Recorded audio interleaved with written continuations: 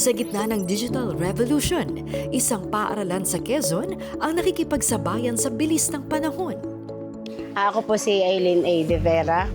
Ako po ay almost 10 years na dito sa Villa Espina Elementary School na nagtuturo.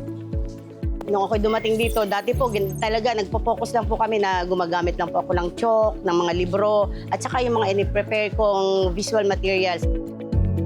So ngayon po ay nagagamit na po namin yung internet para po kung sakali na mayroon kaming activity na kailangan namin ng mas maraming visual materials. So mas madali po namin na ipoprovide sa ngayon. Ngayon po, mas napapansin ko po na mas madali po para sa kanila pag nagbigay kami ng mga aralin, mas madali po nilang nakukuha ang sagot. Ako po si Christian Harold De Leon. Ako po ay 11 years old. Ako po ay grade 6 na po. Para sa akin po, importante po ang internet dahil po mayroon po kaming activities na dapat pong i-search po sa Google at malaman po namin kung ano pong nilalaman ng proyekto po.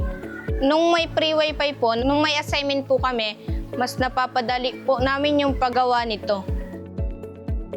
Masaya rin ang isang magulang na kagaya ni Nanay Joselle sa libreng wifi na ginagamit ng mga anak. Dito lang po ako sa bahay.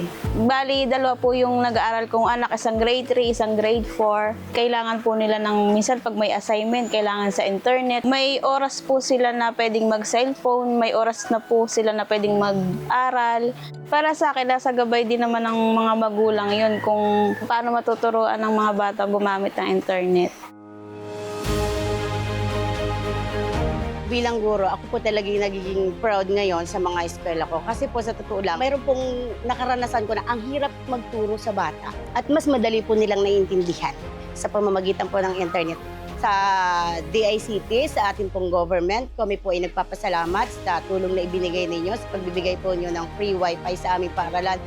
Ako po ay nagpapasalamat po sa gobyerno na nagbigay po sa amin ng free wifi. Isa po itong malaking tulong sa aming mga mag-aaral din sa Villa Espina Elementary School. Ang free wifi ay tulay para sa kinabukasan ng ating mga anak at para sa pag-asa ng ating bayan. Bayang Digital, ang bagong Pilipinas.